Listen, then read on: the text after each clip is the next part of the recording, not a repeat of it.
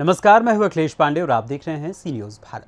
खबर प्रयागराज से है, जहां मेजा थाना जवनिया चौकी क्षेत्र के अंतर्गत शुक्लपुर निवासी विजय कुमार शुक्ला ने कुछ दिन पहले किसी कार्य से दल्लू यादव नामक एक व्यक्ति से 2 लाख रुपए कर्ज लिए थे। विजय कुमार ने जैसे तैसे मेहनत मजदूरी करके वो सारे पैसे चुका भी दिए, मगर दल्लू यादव ने उनकी जमीन पर जबरन कब्जा कर लिया और अब आए दिन वो उसे प्रताड़ित करते रहते हैं और धमकियां भी देते हैं। वहीं पीड़ित विजय कुमार शुक्ला दल्लू यादव के डर से भागा भागा फिर रहा है। आपको बता दें कि भूमाफियाओं का कहर इतना ज्यादा बढ़ गया है कि गरीबों का जीना दुश्वार हो गया है। वहीं अब पीड़ित विजय कुमार शुक्ला ने प्रशासन से न्याय की गुहार लगाई है। मेजा ही लगता है। तो ये बताइए, क्या मामला है आपका? मामला हमारा है कि हमने अपनी पूरी संपत्ति कर्ज देने के लिए बेच चुके हैं। अभी हाल में भी जमीन हमने बेचा सिर्फ कर्ज देने के लिए। मदद के नाम पे हमने प्रशासन से कई बार मदद मांगी। जिला के हर अधिकारी के पास पोस्ट किया हूँ, उसका हमारे पास सारी रिसीविंग है, सारी बात है जी। कहीं से कोई मदद नहीं मिल रहा है। अब हम प्रशासन से एक बार और इसकी सूचना आपने कभी मेजा थाने में दी है? हाँ, इसके सूचना पहले दिए थे, 5-6 साल पहले दिए थे, तो पेपर ऊपर में निकाले। किसके द्वारा आपके जमीन को कब्जा किया जा रहा है? भूमाफिया दल्लू यादव। 2.5 बीघा जमीन हमारी पूरा दल्लू यादव। हाँ, तो ये क्या बोलते हैं आपको? अब वही कर्ज दिए थे हमको। क्या दबंग किस्म के आदमी है? क्या शुक्लपुर गाँव के? हाँ, दबंग किस्म के आदमी है। और जाति सूचक शब्द का भी प्रयोग किए हैं क्या आपके साथ? बहुत कुछ कर चुके हैं हम। घर क्या धमकी क्या देते हैं आपको? अब धमकी यही है कि अगर शासन प्रशासन से मैंने यह मदद तो कई बार मांगे। और मेजा पुलिस आपकी मदद की कि नहीं? इसके पहले वही 5-6 साल पहले जब पेपर ऊपर में दिए थे, तब हल्का सा मदद किया था, तो शांत थे लोग, जो कर्जा भी दिए थे और जो वो भी थे। और फिर उसके बाद दोबारा हमने कर्ज अपना खत्म करने के लिए कितना कर्ज लिए थे आप? कर्ज उनसे दल्लू यादव से लगभग 2 लाख रुपए लिए थे। 2,20,000 रुपए लिए थे। वो गांव के सामने, प्रधान के सामने पंचायत भी हुई थी, उसका पैसा दे दीजिए, जमीन वापस हो जाएगा। गांव प्रधान और हर लोग लगकर पंचायत की है, बाद में वो भी नहीं मानने को तैयार है। और रजिस्ट्री में माने हम पैसा आप किसी के सामने दिए थे? नहीं, पैसा किसी के सामने हमने नहीं मैंने लिए थे। पैसा उससे हमने 2,20,000 लिया हूँ। मतलब आपके साथ धोखाधड़ी का काम किया जा रहा है? हमको हमारा नाम नहीं लिखने आता, हम पढ़े नहीं हैं एक भी अक्षर। हाँ, पता लगा लीजिए। तो आपको किस तरह की मदद चाहिए, शासन प्रशासन से या योगी आदित्यनाथ जो कि सूबे मुखिया हैं, उनसे क्या मदद चाहिए? मदद यही चाहिए कि हमारे साथ न्याय हो। अन्याय हो रहा है, आपके साथ इंसाफ होनी चाहिए। हाँ, माने कि हमारे साथ एक इंसाफ हो। क्या आपको धमकी भी दी जा रही है? क्या नाना प्रकार की धमकी दी जा रही है? क्या नाना प्रकार की, किस तरह की धमकी? परिवार को, बच्चे को मानसिक रूप से हर ढंग से प्रताड़ना किया जा रहा है। जब से जमीन बेचे हैं तब से हम 15 दिन से घर से भागा फिर। किसके द्वारा जो है आपको धमकी मिल रही है आए दिन? अब गांव के कई लोगों से हमने पैसा लिया है, किसका नाम बता दें। हाँ, तो आपको शासन प्रशासन से कहीं ना कहीं मदद चाहिए। हाँ, हर ढंग से मदद चाहिए कि जो हमारी जमीन कब्जा हुआ है वो भी हमको मदद चाहिए। और हमने जिसका लेन देन किया है, ईमानदारी से हमारा लेन देन करा दे प्रशासन, बस। माने हम किसी का बेईमानी नहीं कर रहे हैं। पैसे का हम 1-1 रुपए का ईमानदारी से सबका हिसाब कर रहे हैं। हम अपनी पूरी संपत्ति बेच के आप सबका पैसा भर रहे हैं, और तब भी लोगों में थोड़ा सा संतोष नहीं है। हर ढंग से हम अब बर्दाश्त, कहीं ना कहीं आप कर्ज को मुक्त करने के लिए अपने जमीन जायदाद को भी बेच करके सबको जो है कर्जा देने के लिए आप तैयार हैं, मगर कहीं ना कहीं अभी हाल में जमीन हमने बेचा है। अभी हाल में जमीन 10 दिन पहले पता लगा लीजिए, जमीन जिस दिन बेचा हूँ उसी दिन से घर से भागा हूँ। 1 लाख रुपया जो दिया है, तो आपसे 3 से 4 लाख रुपया की मांग कर रहा है। मैंने जिसका जो हिसाब है भाई, हिसाब मैं दे चुका हूँ। मैंने कि 50,000 का 2 लाख रुपए भी दे चुका हूँ। फिर भी मैं ईमानदारी से अगर 2% करके 3% करके ले जाऊँ तो देने के लिए तैयार हूँ। हमारा पूरी संपत्ति बेच के कर्जा दिया जाए। हम कर्जदारों को नहीं परेशान कर रहे हैं, बशर्ते हमारे साथ भी न्याय हो ना। हम कर्जदारों को नहीं परेशान करें कि कर्जदारों के ऊपर दबिश डाल रहे हैं, बशर्ते हमारे साथ भी न्याय होना चाहिए। हमारी सारी संपत्ति, फिर हमने संपत्ति कर्जे देने के लिए बेचा है, वो भी कर्ज में परेशान थे हम दोनों भाई।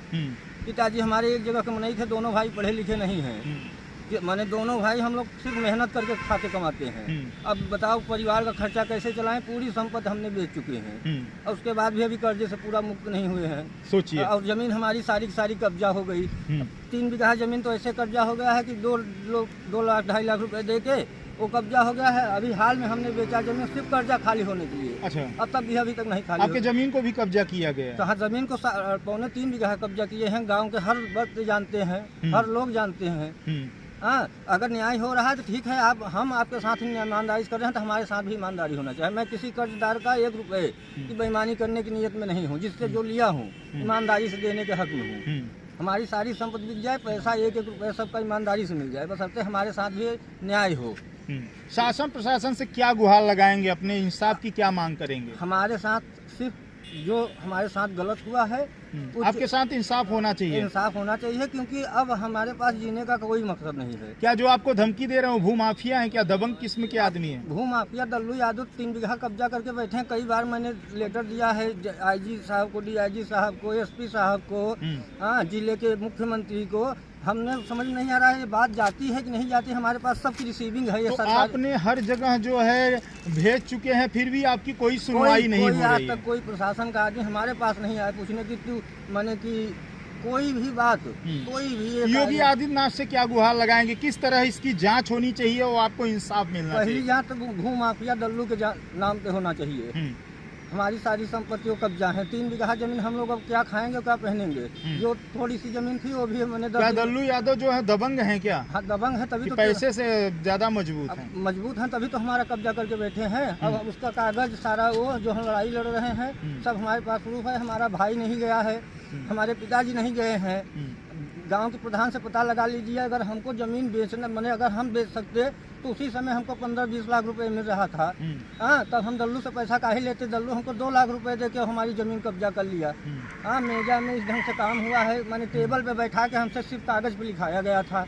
और बताओ हमारी सारी की सारी जमीन कब्जा हो गए। तो अब बताओ हमारे पास जीने का कोई मकसद नहीं, क्योंकि हमारे पास हम परिवार की निगाह में भी कि कितना कर्जा लेके किए का था। मैं अपने परिवार को पूरे एक कर्जे का हिसाब दूंगा प्रशासन के सामने। आप कितने बच्चे हैं आपको? 2 लड़की 1 लड़का। कितने भाई हैं आप? 2 भाई हैं। आपके पिताजी क्या करते हैं? पिताजी अभी हाल में 2 महीना पहले खत्म हुए। हाँ, भाई का एक्सीडेंट हुआ था 2 महीना पहले। वो माने कि एकदम बुरी हालत में थे। तब भी 10 दिन अस्पताल से जब निकल के आए फिर कर्जदारों का दबिश पड़ना चालू।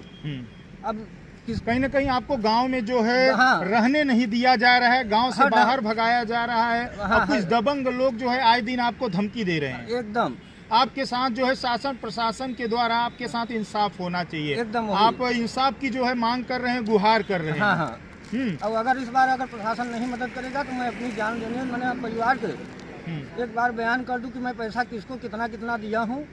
तो मैंने अपने परिवार की निगाह में ना गिरूं बस। और हमको जीने की बहुत इच्छा नहीं है, क्योंकि मैं 15 साल से घर से भागा फिर। देखिए, संघर्ष करिए, जान गंवाने से कोई वो नहीं हो सकता है। शासन है, प्रशासन है, आपकी मदद करेगी। तो आप शासन प्रशासन के ऊपर भरोसा रखिए, शासन प्रशासन आपकी जरूर मदद तो भरोसा के लिए बता रहे हैं ना कि हमारे चैनल के माध्यम से क्या कहना चाहेंगे शासन प्रशासन? जितना हमारा ये कागज है एक बार प्रशासन हमारा देख ले कि मैं गलत हूँ या सही हूँ, कि पूरा चेक कर ले मैं कि दिया हूँ कि नहीं दिया हूँ या क्या किया हूँ। या तो हमारे घर पे जाके हमारे बाल बच्चे से पूछे कि मैं कर्जदार था कि नहीं हूँ, या किसी के साथ एक आदमी बता दे मैं बेईमानी कर रहा हूँ। हाँ, टोटल हमारे साथ हर ढंग से बेईमानी हो रहा है। क्या नाम हुआ आपका? विजय कुमार शुक्ला। थाना क्या है? मेजा। अच्छा। प्रयागराज से सी न्यूज़ संवाददाता दीपक की रिपोर्ट। फिलहाल इस खबर में बस इतना ही। देश दुनिया की तमाम खबरों के लिए देखते रहें सी न्यूज़ भारत। हर खबर आपके साथ, आपके हाथ।